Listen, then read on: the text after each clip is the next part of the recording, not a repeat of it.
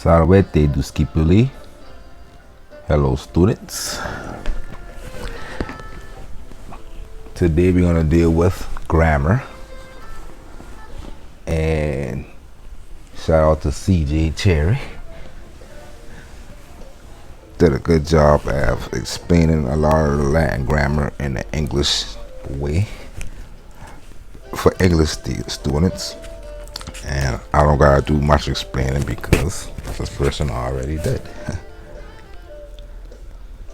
So Latin 1 the easy way. We're gonna go through chapter for chapter and gonna learn it. Now this is my first time going through this, so we're going to do this together.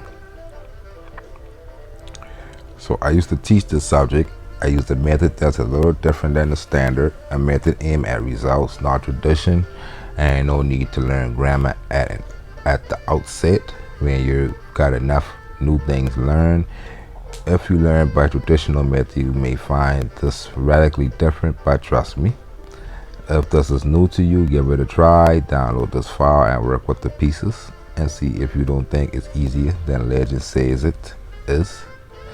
Think of Brian Cameron with more than singular and plural to worry with, and try alien language.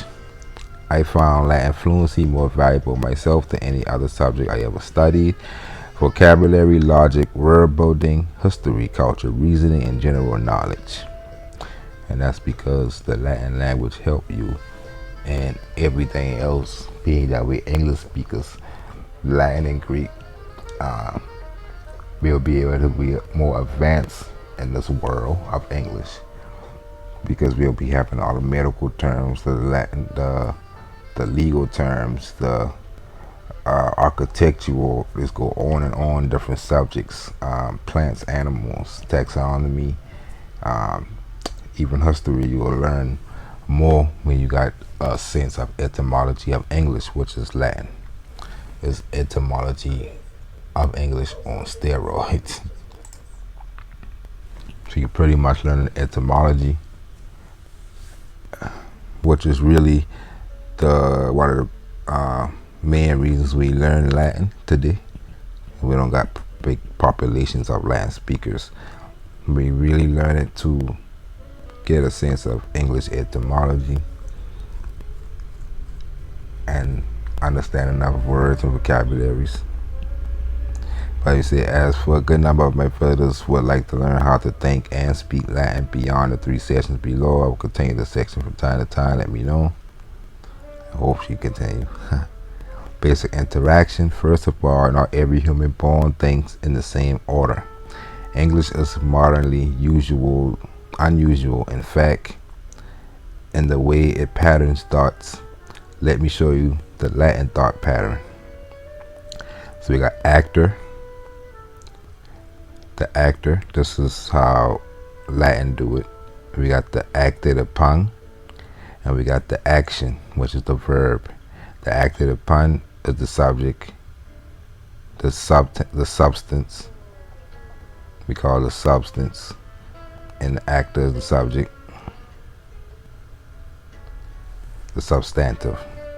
Say now, think about that. 2 units. The first package is, I'll say, Marcus Brutus, and the second, which means acted upon, Caesar.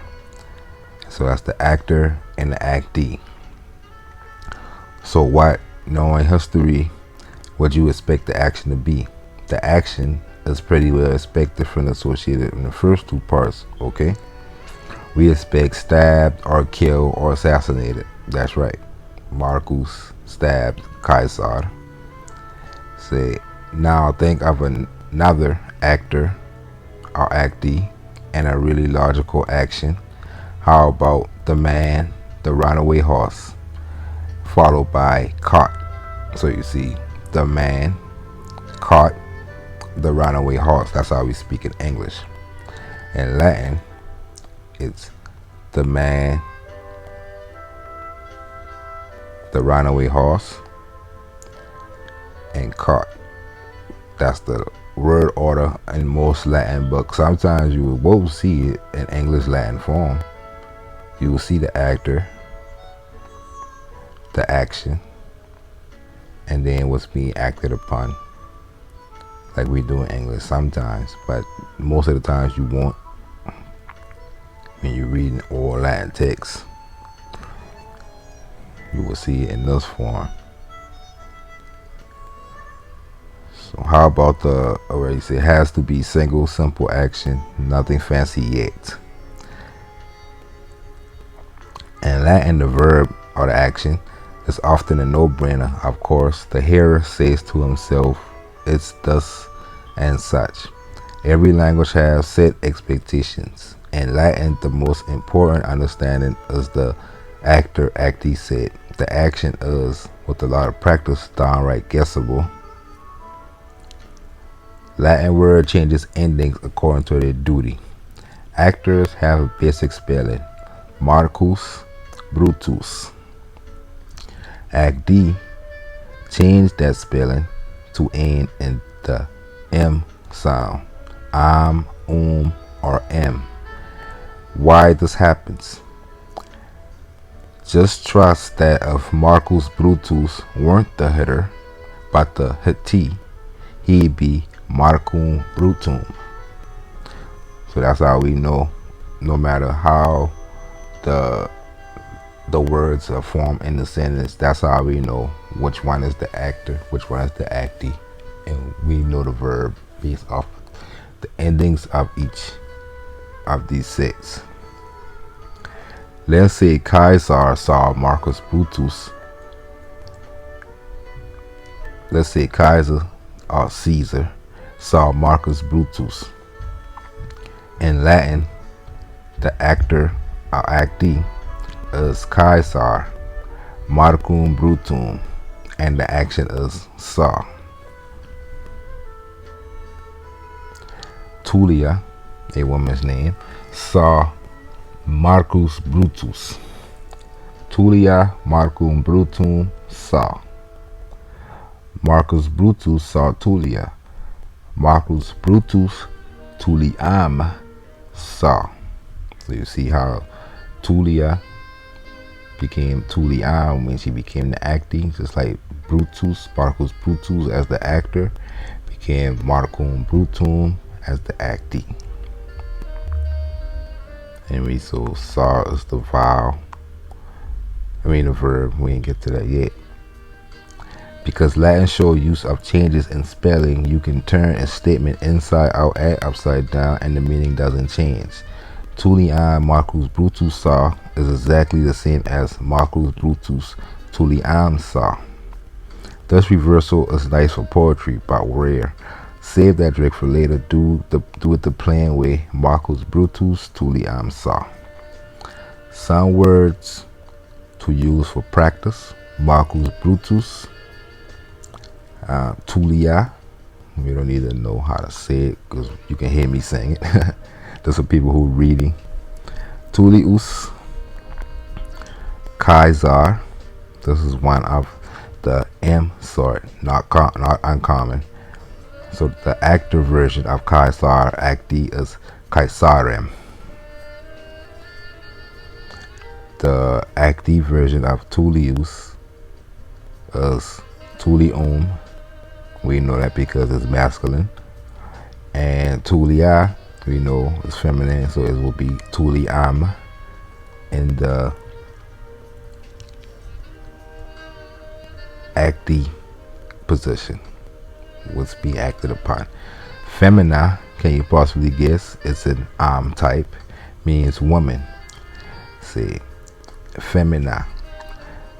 Many words of this time are woman names. So are the words for casa, house, casam, tabula, table, urna, pot, jar, or urn, like we say in English, the urn, container, aqua, and aquam, meaning water, porta, meaning door, access, or gate. Now, every of the type has to do with houses and their furnishing, but a lot do. Patria meaning country, as a native land. Latin does not have a word for a and the, and really uses my, yours, hers, and theirs. You can say Marcus Brutus Patriam betrayed, and it means Marcus Brutus betrayed his country. Trust me, it does.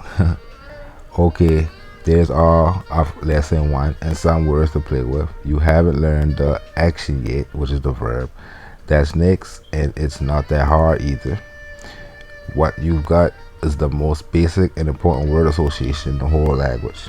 If you can do actor, actee repeatedly and accurate with various words, hey, you're a third of the way through Latin 1 semester 1 in a single lesson.